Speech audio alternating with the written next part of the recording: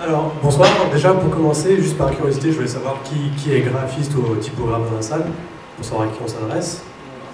Ok. Et donc, je suppose que tout le reste sont développeurs. Ouais. Ok. Qui n'est pas graphiste ou développeur? Il y en a. Il y en a aussi. Vous faites quoi? C'est pas grave.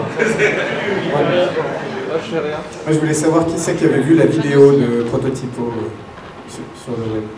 Est-ce qu'il y a des gens qui l'ont vu? Il y a quelques personnes qui l'ont vu, la majorité ne l'a pas vu. D'accord. Okay. Donc on va commencer. Alors, donc on va vous présenter Prototypo, The Font Generator. Donc moi je me présente, Yannick Matet. À la base je suis plutôt graphiste print et ça fait maintenant 3 ans que je suis en freelance. Donc je fais du graphisme et je fais aussi un petit peu d'intégration. Prototypo en fait à la base c'est un projet que j'ai réalisé pendant ma dernière année d'études à Strasbourg, aux Arts Déco de Strasbourg. Donc en gros j'avais 1 an pour faire un projet, un diplôme.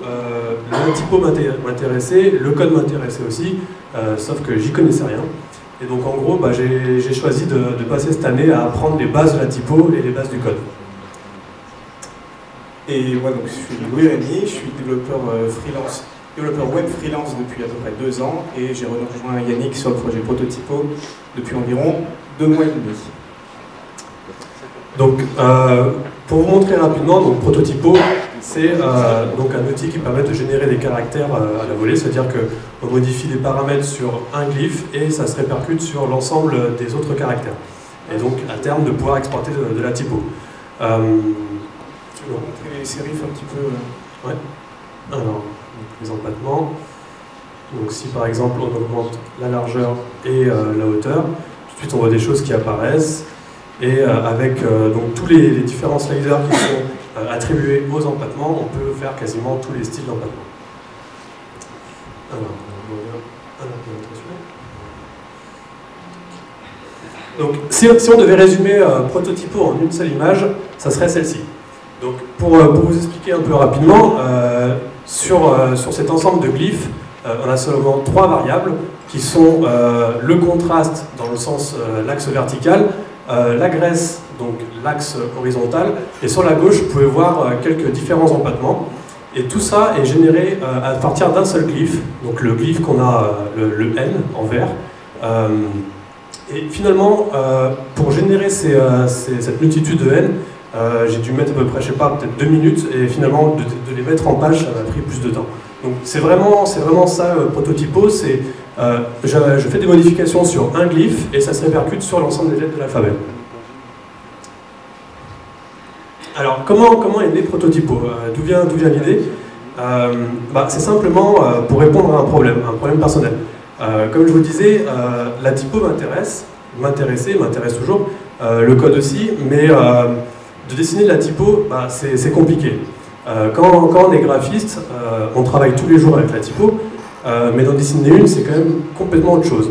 Tout simplement parce que ça demande beaucoup de temps et qu'on n'a pas forcément les compétences. Alors, ce que beaucoup font, notamment les étudiants et ceux qui commencent à dessiner des caractères, à la base, c'est de prendre un caractère existant, donc comme ici on a en haut le Times, et de lui enlever les empattements, de modifier un petit peu des courbes, de le dénaturer un petit peu pour se l'approprier. Sauf qu'en fait, il y a 2 problèmes qui se posent. Le premier problème, c'est que la typo ne vous appartient pas, il y a des licences qui sont là pour la protéger, même sur des typos qui sont en open source, en général on n'autorise pas vraiment de les modifier. Et le second problème, c'est que si les formes étaient comme ça à la base, c'est qu'il y a bien une raison, c'est que ça s'inscrit dans une utilisation bien précise, et en modifiant ces formes, on peut avoir par la suite des problèmes de lisibilité ou tout ce qui a trait à la typo. La deuxième option, qui est aussi beaucoup faite par les étudiants ou les débutants, c'est de faire du caractère modulaire. Donc, caractère modulaire, ça sera des typos qui seront plutôt géométriques, formés avec des lignes, des cercles ou des carrés. Sans parler de la question du goût, savoir si c'est bien ou pas, tout simplement la question de savoir si on peut l'utiliser. À part du titrage en très grand corps, c'est quand même assez peu utilisable pour des textes. Il y a beaucoup de vocabulaire typographique, il va falloir vous accrocher. Donc, comme je le disais, en fait, de dessiner de la typo, ça prend beaucoup de temps. On a l'impression souvent qu'un B, c'est assez simple finalement, c'est un cercle et une barre verticale qu'on appelle le fût. Sauf qu'en fait, c'est pas juste ça. Si on regarde par exemple ce B, donc là c'est un cercle parfait avec une verticale rectangulaire, tout ce qu'il y a de plus banal. Si on veut l'utiliser en petit corps et que le gris optique, donc le gris optique c'est l'apparence du texte quand on le regarde, soit agréable à l'œil et que ça ne choque pas, on a plein de petites corrections à faire. Donc là c'est vraiment des corrections minimes, c'est on va dire le minimum qu'on puisse faire pour que ça soit un peu plus lisible, mais là, vous imaginez bien qu'il y en a quand même beaucoup plus. Mais donc voilà, ça passe par là, c'est-à-dire commencer à enlever un petit peu du contraste à l'intérieur du cercle, tout simplement pour que quand le B sera plus petit, utilisé en petit corps, on ait l'impression que ça soit un cercle parfait, mais aussi commencer à creuser dans les ink traps, donc les ink traps c'est ce qu'on va avoir ici, pour que visuellement ça ne soit pas bouché. Et aussi à l'impression, parce que les encres débordent, donc il faut qu'on prévoie tout ça à l'avance. Donc voilà, ça c'est vraiment un exemple très simple, et déjà on se rend compte de la difficulté de la chose. Donc le problème c'est que quand on commence à faire ça, on rentre tout de suite dans un truc qui est très long, et si on modifie au bout de 3 mois de travail un seul détail, de le répercuter sur l'ensemble des caractères, voilà, ça prend du temps. Et donc c'est pour ça que Prototypo est là. Autre chose, c'est que tout le monde n'a pas forcément les compétences aussi pour dessiner des caractères. On se rend très vite compte que dessiner un A, c'est pas si simple que ça, en tout cas si on veut l'utiliser par la suite. Donc ça c'est un peu comme l'aquarelle, quand on s'arrête une semaine, c'est dur de reprendre. Je ne sais pas s'il y a des peintres dans la salle. Non plus. Et enfin, autre chose, forcément le bagage historique. La typographie, ça a une histoire, ça a commencé avec Gutenberg, donc ça fait déjà quelques siècles. Donc quand on parle de typographie, c'est vraiment l'impression avec des cases. Donc c'est les petits blocs en plomb. Donc on n'est plus là, mais en tout cas ça vient de là. Ici, vous pouvez voir la classification Vox Atypi, donc qui est simplement une classification qui permet de ranger les styles de caractères qu'on a eu à travers les époques. Donc la plus récente, on pourra dire que c'est les linéales, qui n'ont plus d'empattement, mais voilà, ça représente à peu près tous les styles de caractères qu'on aura. Et donc en fait, c'est à partir de là que j'ai commencé à observer un petit peu comment étaient construits les caractères, et à chercher en fait quelles étaient les récurrences. À partir du moment où on parle de classification, ça veut dire qu'il y a des choses qui se répètent, pardon, et donc qu'il y a un système. S'il y a un système, potentiellement, on peut le coder. Mais en travaillant sur ce projet, je me suis aussi rendu compte qu'il y avait un aspect quand même assez pédagogique dans tout ça, qui est, par exemple, si on écrit un bloc de texte, un paragraphe, avec Prototypo et qu'on commence à bouger la graisse, le contraste, les empattements, on se rend compte en temps réel de quelle influence ça a sur la lisibilité, sur plein de paramètres qui sont en rapport avec la typographie. Donc il y a ce côté temps réel qui est quand même très intéressant à mon sens, mais ce qui est d'autant plus intéressant, et ça c'est peut-être le graphiste qui parle plus que le typographe, c'est que le logiciel en fait il est assez bête, c'est-à-dire qu'on lui dit de pousser le contraste à fond, il ne va pas se dire est-ce que c'est bien de faire ça par rapport au reste du caractère. Et donc finalement ça génère des formes qui sont parfois un peu étranges. Ça en typo c'est le diable, jamais il faut faire ça parce que du coup, même au niveau des vecteurs, les vecteurs se croisent et donc c'est complètement proscrit dans le dessin de caractère, dans le dessin vectoriel. Mais en tout cas, moi en tant que graphiste, je trouve que ce H il est graphiquement intéressant. Bon, on ne pourra pas l'utiliser sur toutes les lettres, on ne pourra pas écrire encore 10, mais il se passe des choses. Et donc c'est aussi ça Prototypo, c'est de faire des choses, des caractères utilisables, mais aussi de trouver de nouvelles formes. C'est donc un peu aussi un générateur d'idées typographiques. Alors pour commencer, comme je vous le disais avant, quand j'étais aux Arts Déco pour ma dernière année, je ne connaissais pas grand chose à la typo. Donc ma première étape a été de commencer à mesurer, à observer ce qui existait dans cette classification Vox Atypi, de voir ce qui se répétait, de mesurer tout simplement, d'observer. Donc là, c'est un exemple assez simple, c'est les rapports de contraste entre les pleins et les déliés. Alors le plein, ça va être la partie la plus large de la lettre, le délié, la partie la plus fine. Donc ça vient simplement en fait, de l'outil que vous utilisez, qui était par exemple des plumes, et donc si la plume ne bouge pas, ça crée ce contraste naturellement. Et donc là, on a à peu près les 7 familles, les grandes familles typographiques. Et le premier point qu'on remarque, c'est que même une linéale qui paraît en apparence complètement monoline, qui n'a pas de contraste, finalement est quand même contrastée.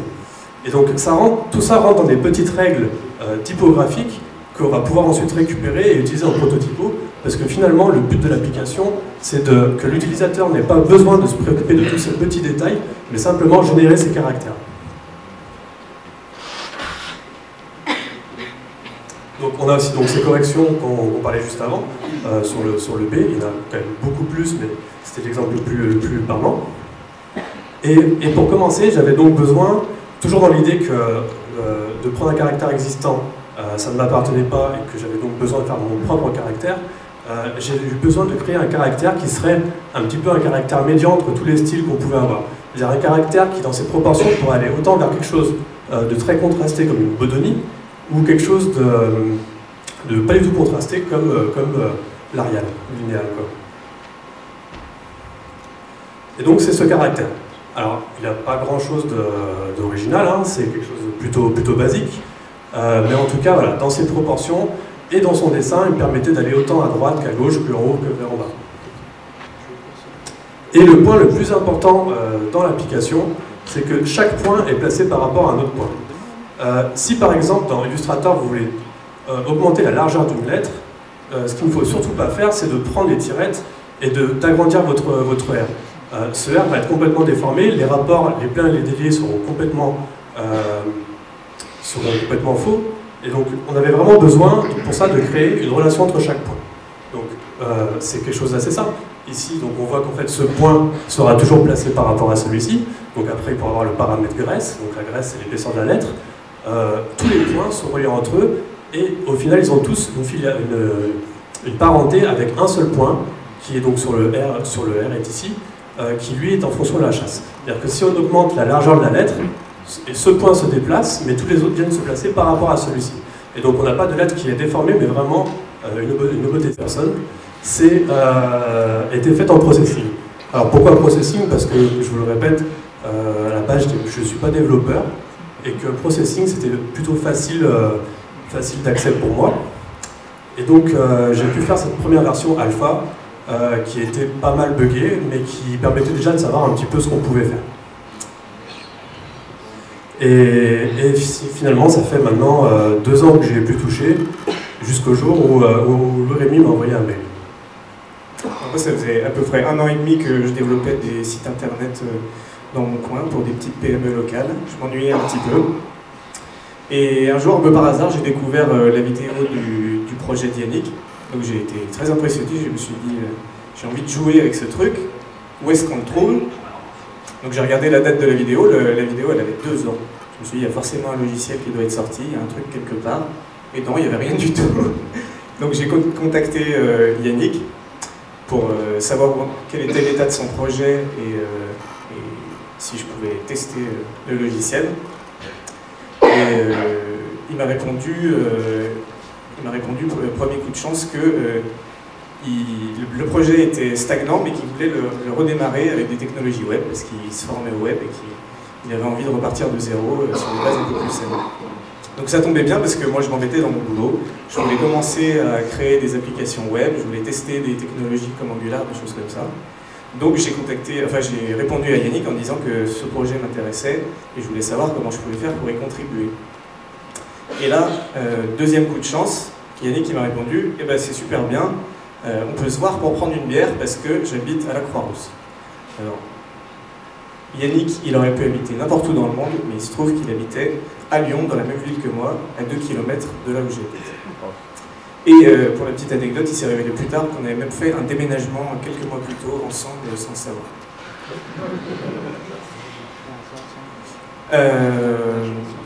J'ai un petit peu vite. Donc là, on s'est vu, on a pris une bière ensemble, on a décidé de se voir tous les jeudis soirs pour commencer à voir ce qu'on pouvait faire avec du web, à voir ce que je pouvais apporter au projet. Donc on a... au début de l'été dernier, on a commencé à faire un prototype avec des input type range, du SVG et Angular mélangés ensemble.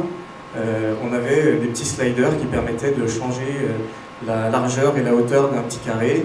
Et puis après, à partir de ça, on a créé notre premier caractère, je crois que c'était un A, et on pouvait avec les petits sliders changer la hauteur et la largeur du A. C'était super bien, ça avait l'air magique. On s'est dit qu'on pouvait le faire, on s'est dit qu'on arrivait à travailler ensemble. On s'est dit qu'on voulait le faire, surtout, parce que c'était une application qu'on trouvait intéressante, lui comme moi. Et du coup, on a décidé d'essayer de finir les projets qu'on avait en cours à l'époque, parce qu'on avait des clients, et ensuite de se mettre à plein temps sur le projet pour en faire quelque chose de réel, avec l'objectif d'en faire une vraie version qui marche. Donc, le développement à plein temps avec Yannick et moi qui travaillons sur le projet, ça a commencé assez récemment, début octobre, donc il n'y a pas si longtemps que ça. L'application qu'on vous a fait la démo au début, elle a 3 mois, c'est une version de développement avec tout ce que ça implique.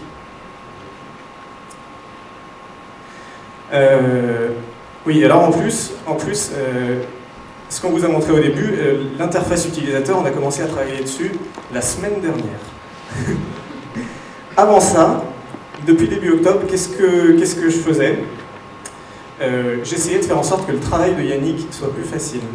Alors le travail de Yannick, qu'est-ce que c'est? C'est d'écrire des formules pour avoir ces lettres qui se déforment toutes ensemble quand on utilise des paramètres comme la largeur ou l'épaisseur du caractère.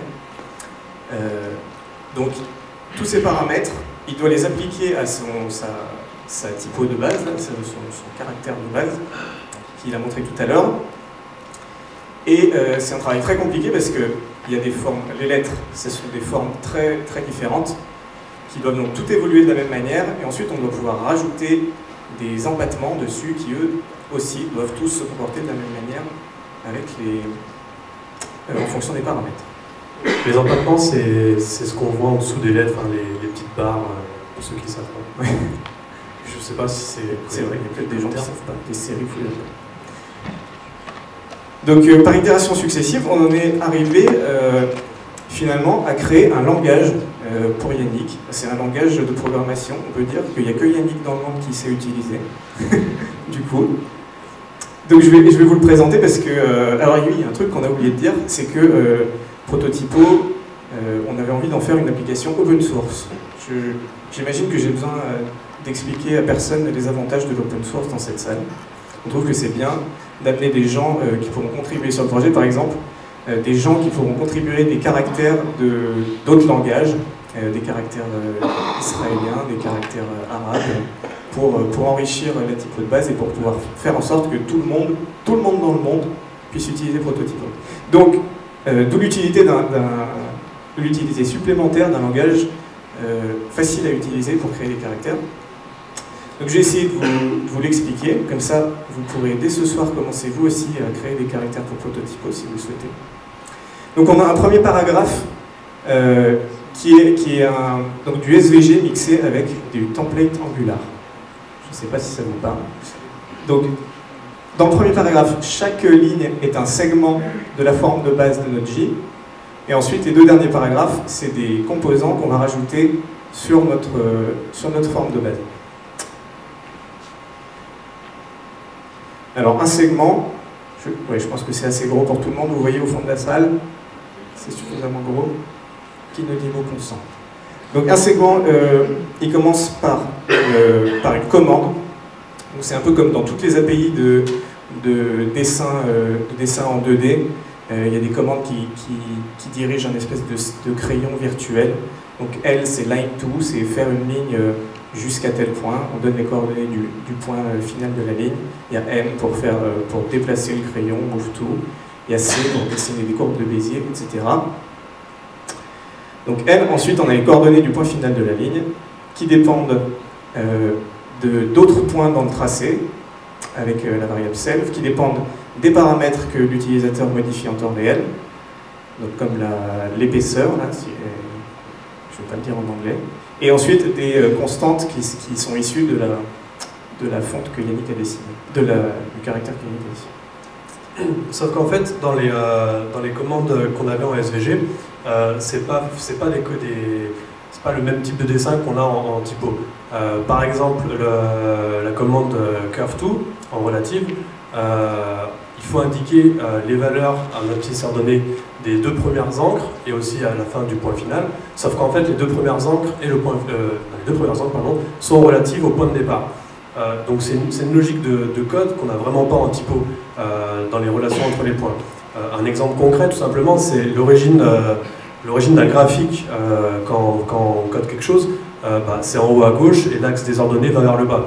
En typo, l'origine va être au milieu de la page et les ordonnées vont vers le haut. C'est assez important. Et donc, pour pouvoir rapprocher ce principe de dessin à celui qu'on a dans la typo, on a dû faire quelques modifications dans le traitement des commandes SVG, comme créer la commande RC, qui va en fait nous permettre simplement d'avoir la première encre en fonction du premier point, du point de départ, la seconde encre en fonction du point d'arrivée, et après des filtres qu'on a rajoutés par la suite, il y en a quelques-uns, qui nous facilitent le travail en disant, voilà, la commande, le point d'arrivée, tu me fais une courbe qui sera en bas à droite. Et d'autres paramètres qu'on pourra vous expliquer si vous nous demandez. Voilà, donc une fois qu'on a tracé la forme de base du J, les deux paragraphes du bas nous permettent de rajouter des composants, donc soit placés en absolu avec la commande add, donc là dans ce cas-là on place en absolu le point du J, soit la commande replace qui permet en fait d'inciser le tracé de base et de venir placer un sérif, un empattement dans le tracé. Voilà. Donc là, et si je peux ajouter quelque chose, là aussi en fait le fait d'avoir un dessin de lettres de base propre, enfin sans empattement, sans point, mais juste dessin de base, là aussi on retrouve un petit peu le fonctionnement de la typo qui est en fait d'avoir des formes de base et de rajouter des composants. Par exemple, très souvent quand on est dans un logiciel de typo, à partir du P capital, on va créer le R, mais du coup on ne redessine pas le R complètement, on prend le P, on ajoute un composant qui sera la barre oblique qui va venir se coller sur le P. Et l'avantage, c'est que si demain, si dans 6 mois, le tag designer modifie le P, au final, ça se répercute sur le R. C'est un peu un système de classe, c'est peut-être évident pour tout le monde, mais en tout cas, en typo, c'est comme ça que ça fonctionne. Et c'est comme ça que, du coup, on peut faire des modifications sans tout casser. Donc là, on va vous montrer des petites vidéos qui sont assez courtes parce qu'on n'a pas beaucoup de temps, qui montrent l'état de la bêta aujourd'hui, tout simplement. Donc, la version de développement. De la version de développement, parce que c'est encore une version de développement. Donc, tout simplement, pour ceux qui ont des bons yeux, on peut voir que quand on modifie des paramètres sur un glyphe, tout se répercute sur l'ensemble des caractères. Donc là, simplement des paramètres fonctionnels, donc tout ce qui va être hauteur, largeur de la lettre, donc ça nous permet d'avoir une identité aussi fonctionnelle parce que du coup ça détermine un petit peu son utilisation. Une typo dessinée pour un journal, c'est pas tout à fait la même typo qu'une typo dessinée pour une affiche. Une deuxième vidéo où là on est plus dans des styles, des paramètres stylistiques, donc c'est-à-dire au sein d'une même famille, on peut faire des typos plus ou moins grasses, light, regular, bold, extra bold, ajouter du contraste, ajouter du breakpass, c'est-à-dire que du coup on casse un petit peu la courbe qu'on avait et du coup on retrouve un tracé qui est un peu plus cursif, c'est-à-dire qu'on s'éloigne un petit peu de l'outil génératif pour aller vers quelque chose qui est plus manuel et donc qui correspond plus à la typographie. On retrouve aussi l'axe, toujours dans l'idée de trouver un petit peu ce tracé qui est fait à la main, et des choses un peu plus modernes entre guillemets, mais qui est de pouvoir travailler sur la curviness, la courbure de chaque courbe, et donc du coup de voir vraiment un large éventail de choix dans tous les caractères qu'on peut dessiner avec ça. Et enfin, on retrouve les empattements, qui à mon sens sont plus intéressants parce que du coup c'est vraiment comme ça qu'on arrive à reconnaître des typos les unes des autres. Donc on a à peu près une dizaine de paramètres qui nous permettent de créer tous les types d'empattements qu'on a. Et puis donc on veut que Prototypo soit un projet open source. Pour l'instant, à part un repo, on n'a rien du tout, on n'a pas de README, on n'a pas choisi de licence, on n'a pas mis en place de règles de contribution, rien du tout. Donc c'est des choses qu'il faut qu'on fasse avant de pouvoir dire qu'on est vraiment open source. C'est arrivé un poil trop vite.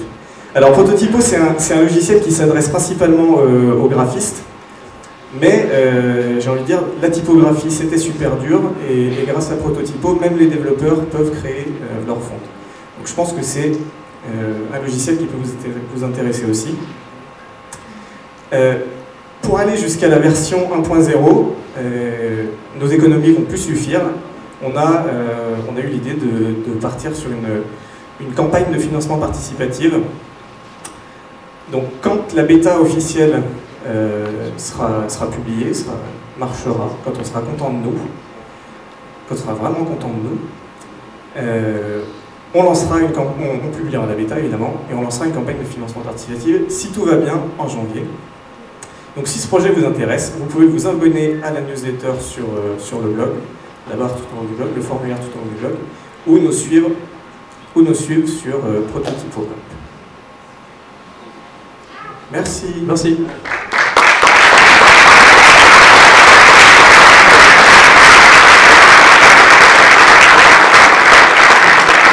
Et donc, MJ, notre community manager, en fait. Est-ce que vous avez des questions ?